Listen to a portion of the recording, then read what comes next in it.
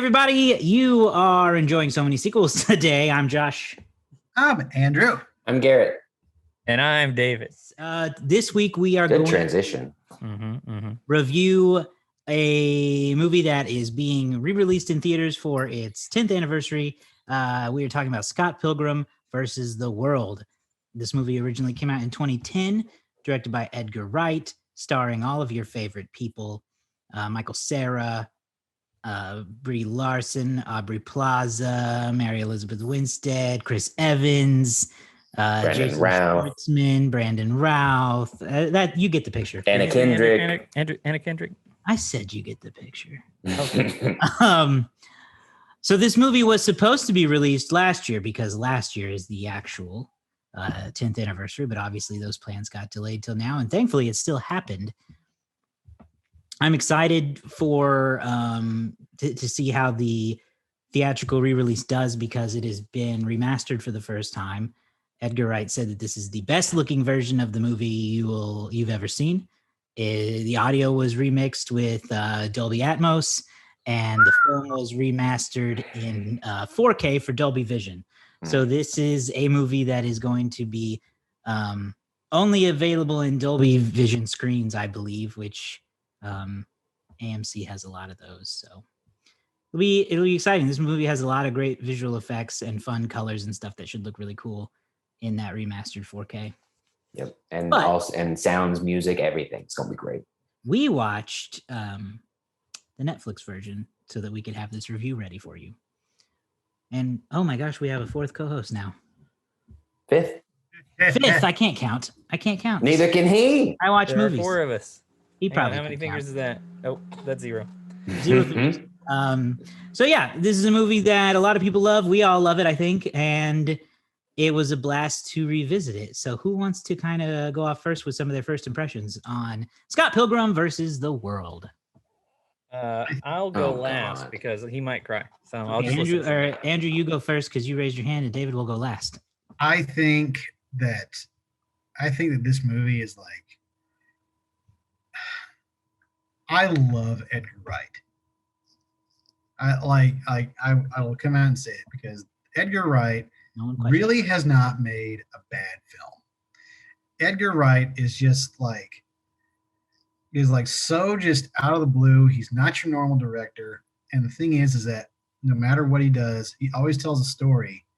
He always tells a story that is actually so good. To have him do a graphic novel adaptation of this is something that's a little it's strange at first, but after a while you kind of get the gist of it. What I have to say about Scott Pilgrim is it's so stylistic, and it's like it punches you in the face over and over again with its style, with its super cutting, with its soundtrack, with its acting, with its action. It's almost like a metronome tapping you on the head, reminding you like what's going on. So my thing about Scott Pilgrim, and I didn't see it up until a few years ago. In fact, the first time I saw it was at let's see, it was you and I saw it, Josh. Yeah, I remember. It was a week before Ready Player One. Well, I don't remember that. And Yeah, it was in the theater. Yeah, you had never seen it, which is it's to this day an abomination, but that's okay. But the thing is, what I'm trying to get to is that yeah, sure, get there. it's a highly enjoyable film. Yeah. It almost assaults your senses. Yep. I agree. In a good way. I would hope so. Yeah. I agree. There are movies that assault your senses that are just totally bad. True. So, but like this on the other hand, it's like it goes by so fast. And if you catch the reference, it makes you just want to go back and watch it again. So there's so many references, and there's so much going on in it that you really like are kind of exhausted by the time you end it. Yeah. The movie, it continues to hold up really well after 10 years in many ways. The script is still good. It's still funny. The story is still interesting and exciting. The graphics still look good. Nothing has really aged poorly in this movie at all. The cast is perfection, and it really like captures so many of these actors at almost like a perfect time in their careers, where really only Michael Cera is fairly famous at this time. Like there's other recognizable names, but many of these people are full-blown A-list movie stars now. Mainly Brie Larson, Chris Evans, and Anna Kendrick are huge. And then right under them, I would put, like Aubrey Plaza and a few others. And then you got like Jason Schwartzman has always kind of been around. But this movie couldn't exist with those actors if it were made much later, Yeah. Chris Evans couldn't do a part that small.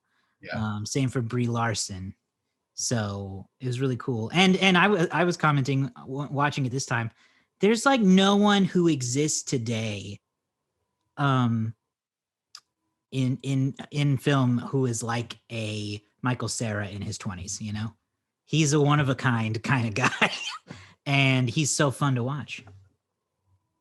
Yeah, Michael Cera is like my spirit animal of that time period. I mean, his first big movie was Superbad, and then from there, just every piece of his filmography is just a character that I can awkwardly connect to, and it makes me so happy to watch every time, no matter what movie it is. It's this or Youth in Revolt or whatever it might be. It's always wonderful.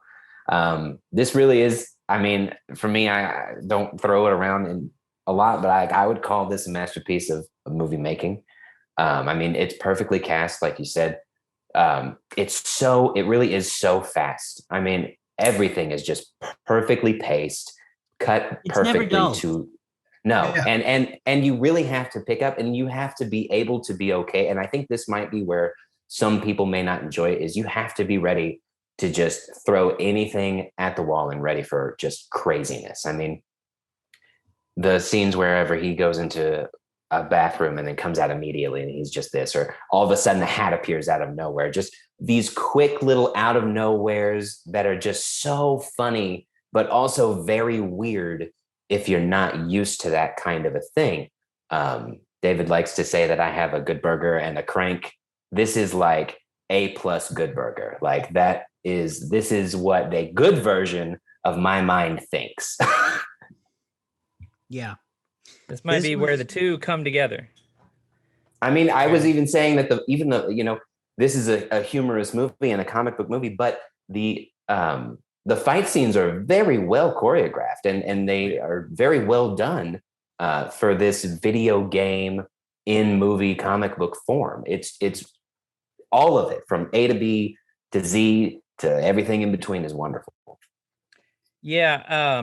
Now that I've got him a little more settled, I would say, I think Edgar Wright is the best visual comedian we have like today in form of a director. Like he's so funny, not just his movies aren't just funny from a dialogue point of view, which a lot of movies are funny from a dialogue point of view, but funny ththings happen in the frame. He uses the camera to be at like in hilarious ways. Like you said, Garrett, people, the hat suddenly appearing from one take to another, things just like appearing from out of frame, or I think about that scene not every day, but every time I think about visual comedy, which is often enough, I think about the scene where Knives shows up and she says, Yep. is Scott here? And he goes, he's closer to it, and you see Scott go whee right out the window.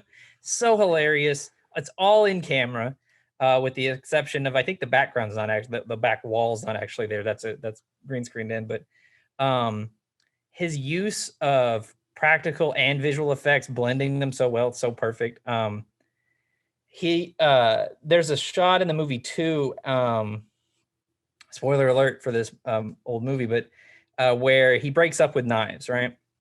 And he moves from being with her to at home. And instead of just doing that the normal way of he leaves and you see him on the bus and he rides home, he gets out of the car, they tell it in this like horizontal visual thing where you have knives and then Scott and then knives and then Scott and then Ramona, and he's on the bus, sure, but you're seeing like 3 stories happening across the frame in one moment. So genius. The actors are, like you said, hilarious. Lucas Lee is hilarious. This is prime Chris Evans before people realized that Chris Evans was going to be the perfect straight-laced hero. He's great in these roles. And then what else? The music is great in this. So that's, like I was singing I don't really know what the title of the song was supposed to be. I can't remember. The friend of a friend that Brie Larson singing that to myself like all the rest of the day. Well, and the music is so important. There are so many battles the whole premise is Scott Pilgrim is really interested in Ramona Flowers, and her boyfriend Gideon has set up this league of 7 evil exes that he has to defeat in order to get there. And it's so music based where he as a musician has to battle several different musicians in a musical way. The bass battle between he and Brandon Routh, the synth battle and the rock battle with the twins and the band. It is such an important piece, as it is with many of his movies. And it's all really good alternative underground kind of music that I grew up listening to anyway. So that really just hits another piece of my heart. Yeah, it's the music's great, and I'm trying to think of something else to touch on, but go for it, Andrew. You had something. What do you got, Andrew? The only thing I was going to say was like anytime, as fast paced as it is, as fast paced as it was, I can't say that. It's the story is never dull. The story is never dull. And the thing is that like, I try to compare this because this is a graphic novel. The only other graphic novel comparison that I can think of that somewhat resembles this is Sin City. And the thing is about Sin City is that Sin City had that moody undertone that the original graphic novel was trying to emulate. This does it in a way to where it's actually watchable. Like it's not trying too hard. It's not trying too hard to draw attention to itself. But what you get here is it's like visual eye candy. Yeah. Because before this, I didn't know anything about Scott Pilgrim. I knew nothing about Scott Pilgrim. Same thing goes with Sin City. I knew nothing with Sin City. But the thing is that like it's not your normal comic book movie. And that's what I liked about this the most. It's like, yeah, we're seeing these, like especially whenever they do a transition, like if you see like just a telephone ringing or a school bell ringing, and you just see like, ring, you see the big old letters coming across the screen. Yeah. What he does here, and this is compared to a lot of other comic book movies, but and this is something that I guess translated was a big translation from the Scott Pilgrim books, which it's okay if you hadn't heard of Scott Pilgrim before the movie, because they greenlit this movie after like 1 volume had come out. So it was very quickly fast tracked. I think the book came out in 2003 or 2004, and the movie came out just years later. So, but it takes the super heroic, sort of like over the topness that you're used to with comic books and comic book movies, and applies it to the mundane. Things that like shouldn't have sound effects get cool sound effects. Things that like going to a party and having a fight with someone, turns into the lights shutting off and you're in a black room with each other, and there's perfectly timed sound effects, and there's people tying their shoes in like incredible ways. Like everything about this movie, with the exception of the fights as they're portrayed, is kind of just like high school era, college age stuff that people do. But Edgar Wright and the story is based on find a way to take the language of the superhero genre and apply it to a regular everyday story.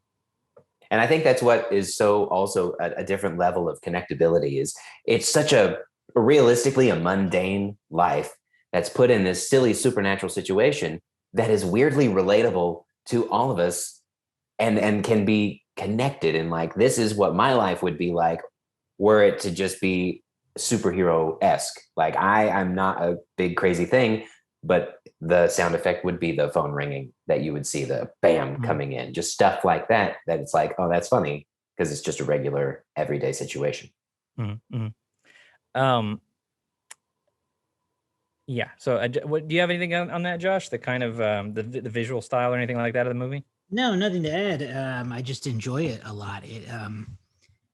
It adds an interesting element to keep you engaged, and it's not even always the visual effects. It's some of the other gags, like when Scott walks into the house and the Seinfeld theme plays, and there's a laugh track.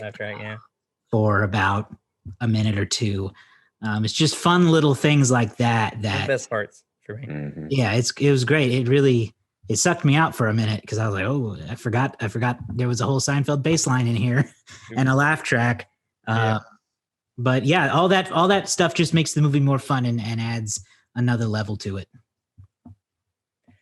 I want to talk a little bit about the 7 X's. Can we do that?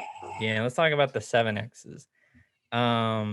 Because I'm just gonna put it out there. And I don't know if this will draw heat from this particular crowd. I think some people will probably agree with me. Ramona's about to have 8 evil exes. I mean, let's face it. Her standards are awful, and Scott's not great either. So this is destined to fail, but it's really a fun exploration of these 2 characters, and I really enjoy the movie.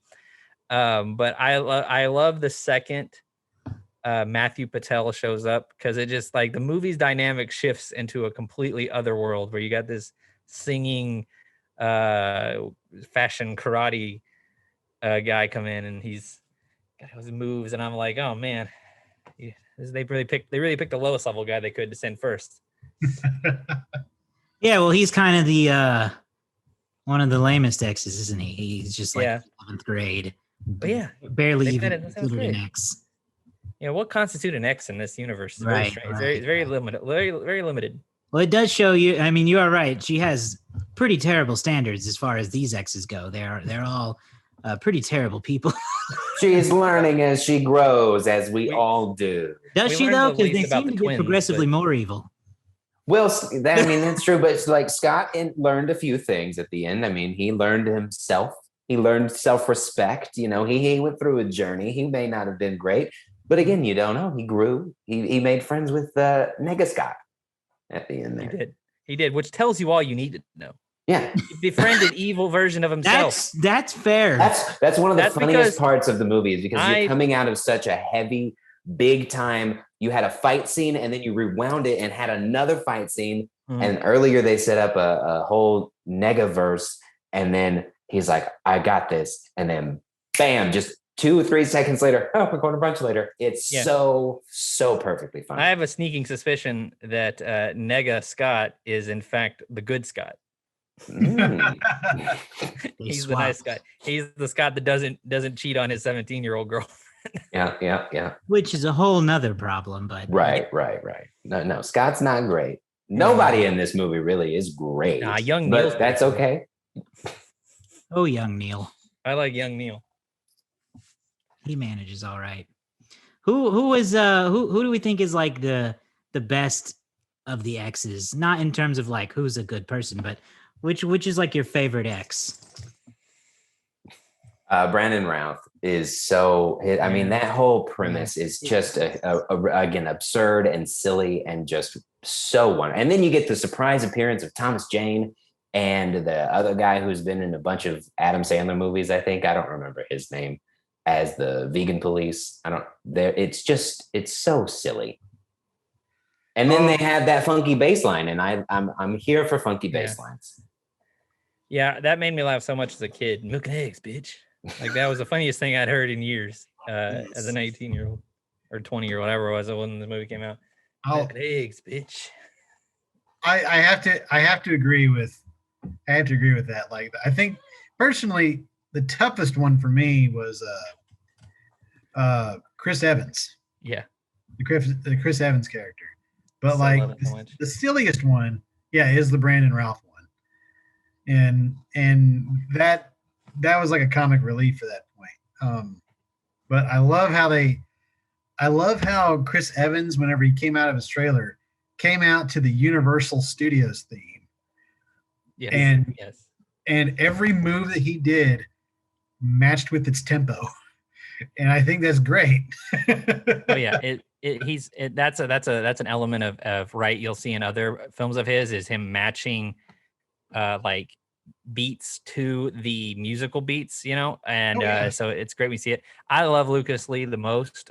He's just so funny. I love Evan's delivery too, when he's like 70 flexes, and he goes, you don't know?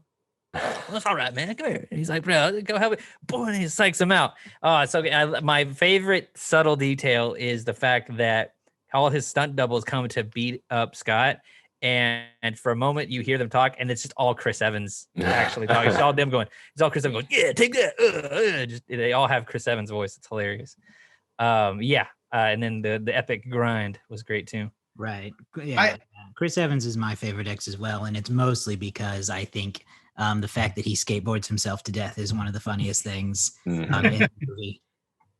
We don't talk. You know what they don't give enough attention to? They're like kind of overlooked. Is the number 5 and 6, the twins? Mm-hmm. I feel like even though they were the main foe in the Battle of the Bands, they're kind of easily disposed of in general. Yeah, but I love that scene too with the big dragons and yeah, band and Sex Bomb figuring out. Anybody else have anything else they want to add? My only thing is that what I would like to know is how does Edgar Wright write something like this?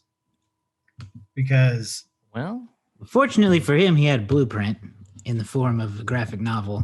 That's true. I don't know how accurate it is because I've never read the novels, but I would like to. Yeah. Well, I can tell you this. So the original ending that they had made of the movie, Scott goes back with knives, and they had shot that, and it was on the test version, and the everybody had kind of agreed that they weren't sure about it. The writer of the book said he didn't really like the idea, but he hadn't finished the ending yet, in terms of that storyline. But it tested really poorly, and Mike said he thinks ultimately he should end up with Ramona. So they reshot that, did that, and sure enough, the test audiences hated it when he got back together with knives. So at the end of the day, they had to kind of make a move on the fly because that ending wasn't really there, and they had to kind of make that up. So I think luckily O'Malley did. I think that's the author's name. His last name is O'Malley. They changed it in the book to match the movie, so that worked out. But I think Edgar. Who else wrote with him on this?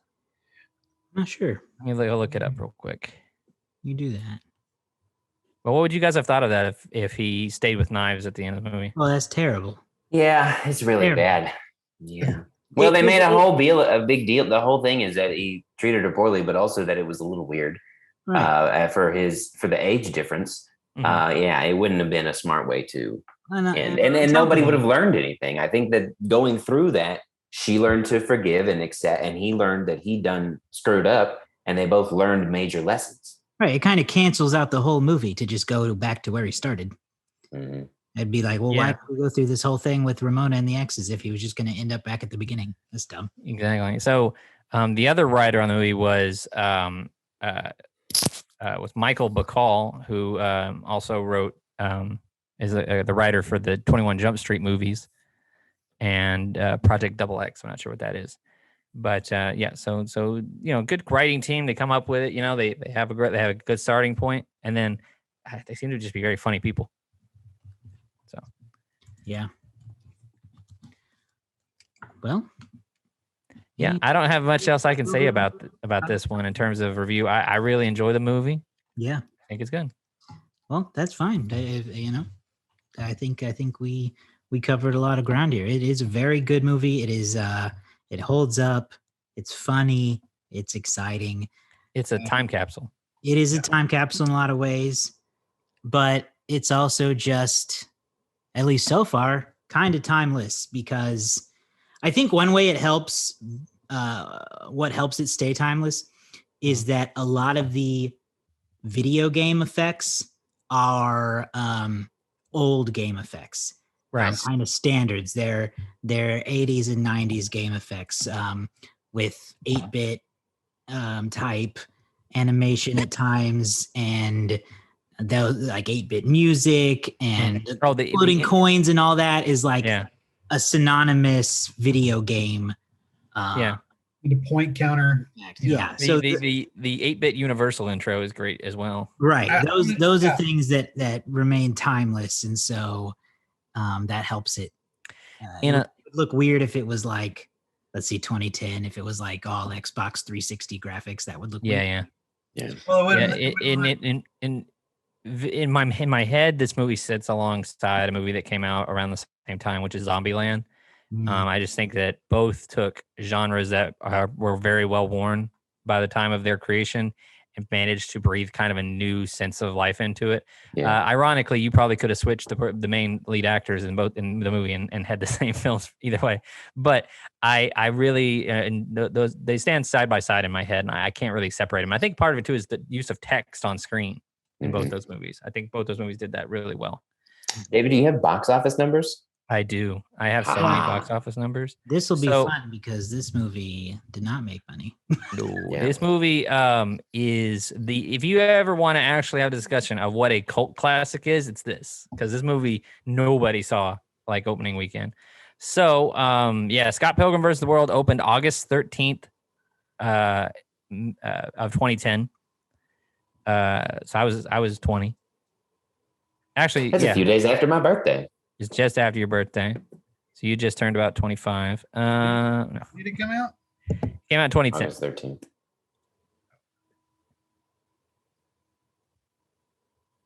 Okay. I can see the hamster running. All right. So anyway, it debuted in the not very good, not very flattering number 5 spot with $10.6 million.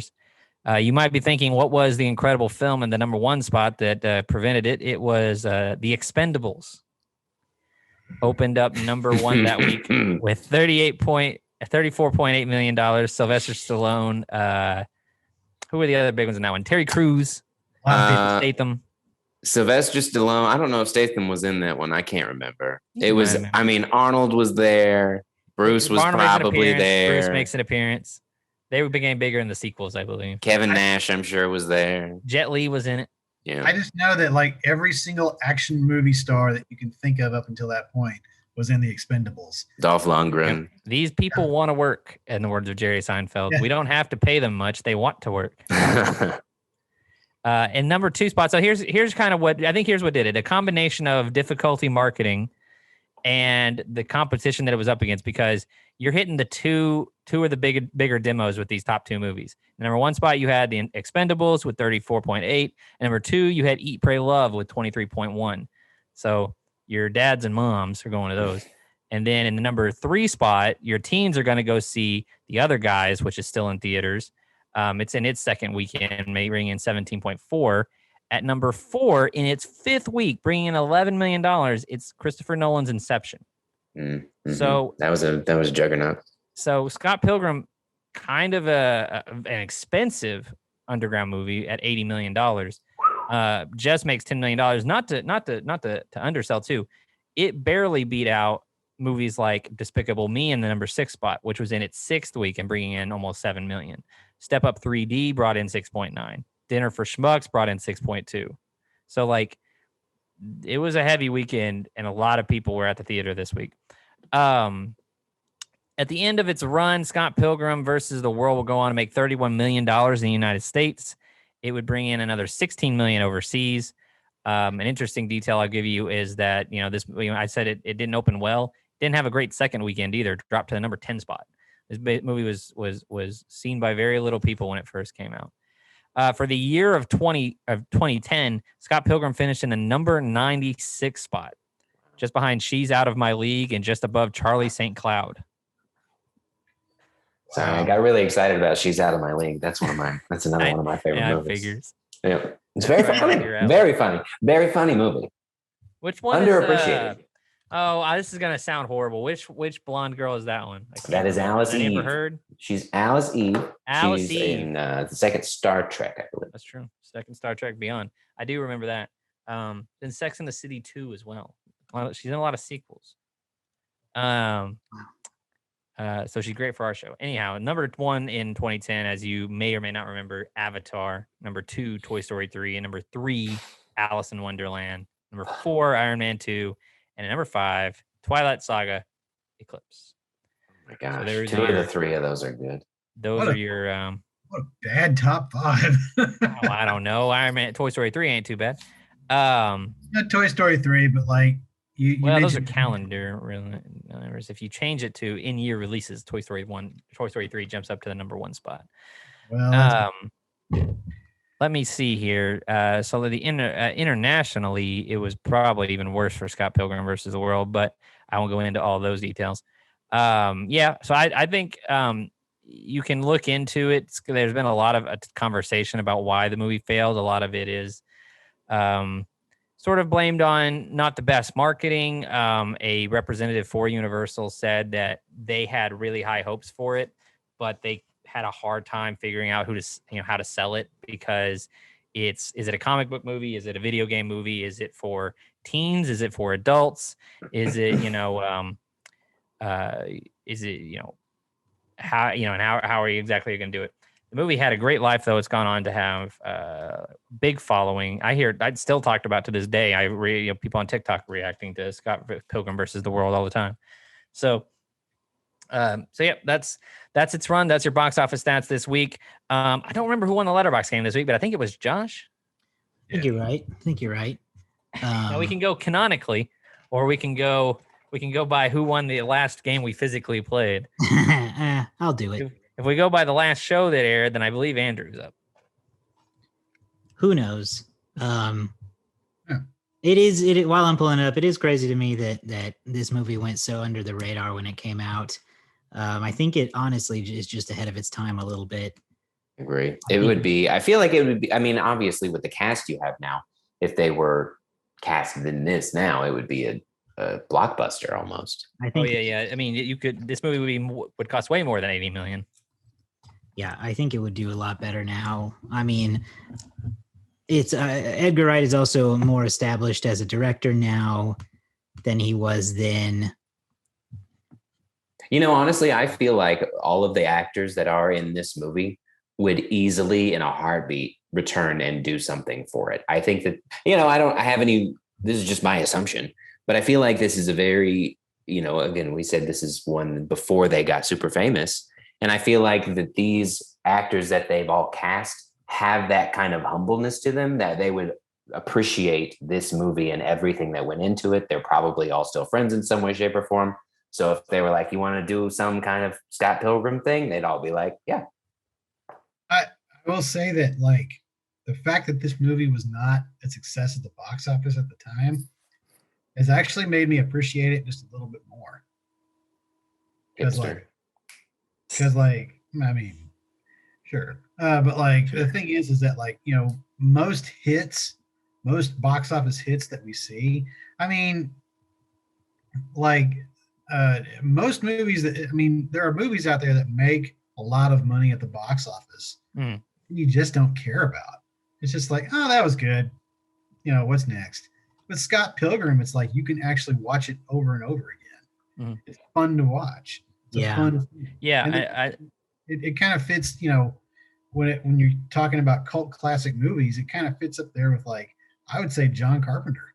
And the comparison I'm making towards it is like The Thing or even Blade Runner. It's like it's so far out there in its genre that it's anytime you watch it, it makes it that just much more entertaining to watch. Yeah, I say it a lot. We look at the box office stats often, but box office is not the measure of whether or not the movie's good or not. It often implies more about, what how it was marketed, how it was presented, more so than how good it actually was. For that, you have to look at the second weekend and the third weekend if people kept coming back, because some movies will have a huge open and then they'll drop off 60, 70% because everybody who was going to see it saw it, or bad word of mouth got around. Unfortunately for Scott Pilgrim, it didn't really have much of either going on. So it just kind of moved by, but somehow found a life with a lot of people. So maybe on home video, maybe on streaming services, I'm not sure. But glad to see that they're bringing it back to theaters, that the cast is kind of talking about it again. It's really cool. This is the kind of movie that if it had done really well, we probably could have gotten a sequel. So, yeah, one fun thing that's out there to check out is one of the, they couldn't do a lot last year for the anniversary, but they did gather the cast for a virtual table read that is still available on YouTube to watch, with most of the cast there reading along. Like fun. Yeah. So that is up on YouTube if you want to check that out. Okay. Scott Pilgrim versus the World. Who is going to make their first guess as to what this movie is rated? I'm going to say 3.7. Okay. Ooh, see, I always use your trick, David, of where are the Lord of the Rings movies? And I try to base it on that. God, this movie, it's going to be close. I'm going to give it a 3.9. I don't know.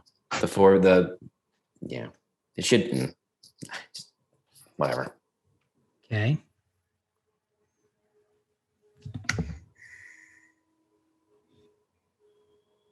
Playing chicken. I'm going to go with a 3.6. Oh, cutting my legs out. Okay. He $1'd you. I'll remember this. Okay, so we got a 3.6, a 3.7, and a 3.9. Well, I can report to you that one of you nerds got it exactly right. One of you nailed it. Hope it's me. Completely. The 401,000 people rated this movie. That's a big number. It is. Well, it's been out for a while. Well, and this is the community that would really go for it. Probably. And averaged out, all of those ratings came out to a 3.9. Oh, snap. Yep. That's really good. That's really good. Yeah, it's really high. When you consider that there are very few movies that are higher than 4.2, and the Lord of the Rings movies are all 4.3. We've established how hard it is to get even a 4.0 on Letterboxd. I always So 3.9. I mean, I wonder how many reviews that is away from being a 4.0 movie. How many 5-star reviews you would have to have to change that. Who knows? Everybody go change your review to 5 stars if you haven't already. Let's bump it up. Well, maybe it can be the you guys probably saw that Paddington 2 has now beat out Citizen Kane as the highest rated movie on Rotten Tomatoes. Yeah, they found an 80-year-old negative review was resurfaced. Oh, that's amazing. It was all they needed to knock it down a peg. I would love to read an 80-year-old negative review. It's got to be so... I know. It's got to be so weird to read. I'm sure it's out there somewhere. I'm going to have to find it. But maybe Scott Pilgrim can do that on Letterboxd. However, I'm pretty sure the highest rated movie on Letterboxd is still Parasite. And I'm okay with that being up there. Yeah, I don't. It's definitely. I can look that up. We can look that up. I wanted to talk a little bit about before we go. Okay. Edgar Wright's a big fan of Letterboxd, which we're all about, and Letterboxd has an official list of Edgar Wright's 1,000 favorite movies. And I thought I'd ask you guys. I don't know if you have it ready, but how many movies have you seen on Edgar Wright's 1,000 favorite movies? I'll go first. Okay. I've seen 7%. I have seen 6%. Oh, however, we said this off mic at least. There's a lot of those movies that I have seen and just haven't Letterboxd logged yet. Like I immediately noticed, like Superbad, I have not marked as watched, but I have seen that a million times. I'm willing to bet though I don't go much higher than 6%. because You got a weekend project ahead of you. I know. Watch all of Edgar Wright's favorites. Andrew, about I you? feel like you have probably the highest percentage. No, Of he probably you has like watch 1%. You watch a ton of old movies. Yeah, but and he I has feel- never logged them either. Well, the thing is that like, yeah, there's a lot of movies on here. Like as you open it up, I'm looking at it right now. Well, As you open it up, I can already tell there's a ton of movies I've already seen, but yeah, I've not logged them yet. So really, where my percentage sits, and I know this is wrong, is 2%. So Now you gotta be a real movie buff like me. And right. Yeah, we're up Numbers there don't lie. in the higher end, almost 10% range. Listen, none of you stand any chance against me. You can't get close. Uh-oh. I am at a whopping 0%.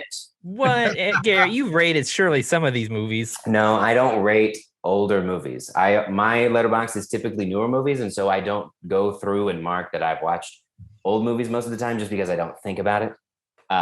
So it says that I have seen 4 of the 1,000 movies I've seen. I'm sure that's absolutely not even close.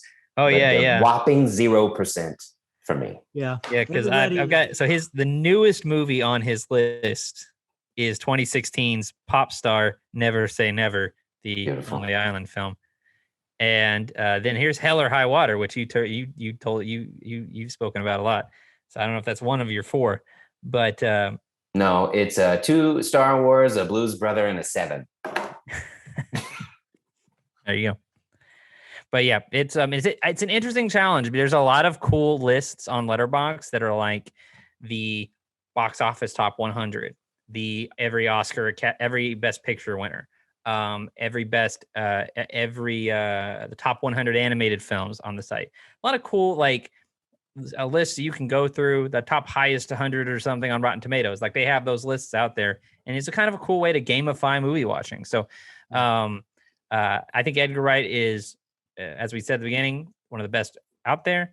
I think that he is super influential, and so I'm really I would love if we would go through his trilogy at some point, the unofficial Cornetto trilogy, Shaun of the Dead, Hot Fuzz, and World's End. I think that would be really fun to explore those movies absolutely. as a sort of different type of franchise. Yeah. I would second that notion, because like those movies are so fun to watch. At World's End is kind of meh, but like the other two are masterpieces. I'd like to move a motion to remove him from the podcast. Especially Agreed. I instantly tensed up inside as soon as you said At World's End was meh. I thought it was okay. Maybe he's thinking of Also- the Pirates of the Caribbean movie. Before we wrap things up, I want to point 2 things out.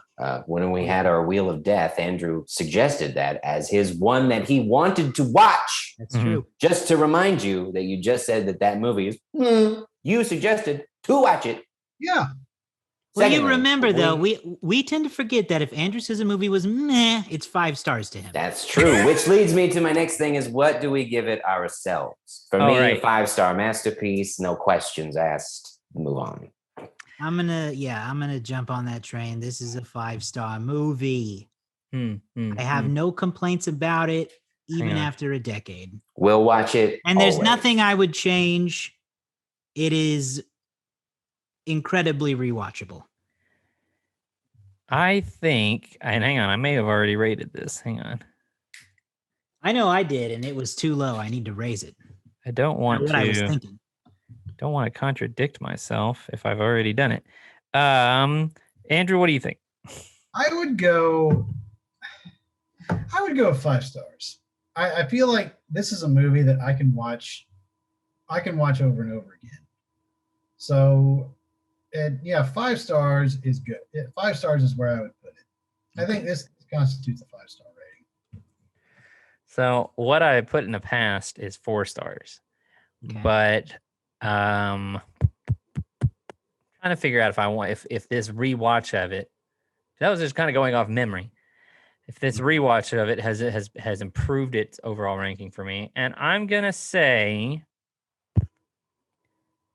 a little bit. I'm gonna give it a 4.5, and I'm gonna ruin that 5-star review. I think this is really good. I don't know. There's something. Well, you know what? No, screw it. Die! It's a 5-star movie. Wow. I psyched you out, brought you in, had the haters ready. Guess what? Now you're hating yourself. My motion was to remove you next after. Yeah. Yourself. 5-star movie. I don't I'm remember. not sure why I gave it a 4-star the first time. It might be because I watched it when I was 20 and very different. So who knows? We need to make sure to like mark this because I don't know how often we all give a movie 5 stars. Yeah. It's Have to probably happened. But You can it's probably not go common. back to. I feel like the closest thing we've done is a Toy Story. I feel like easily any one of us could have given a Toy Story a 5-star. I think Toy Story 1 and 3 we all gave 5 stars too. Okay, perfect. I have a list somewhere that I went through and I listened to every episode of our show and got those official rankings. I don't know what I did with them, but anyway, there you go. All right. Well, I guess that wraps us up for the week. Find us online, Facebook, Instagram, and Twitter, and Letterboxd at So Many Sequels or So Many Sequels Pod. One of those will get you there. And be sure you subscribe to the show on YouTube or in your favorite podcasting app. We will be back next time with another fun movie review. Bye.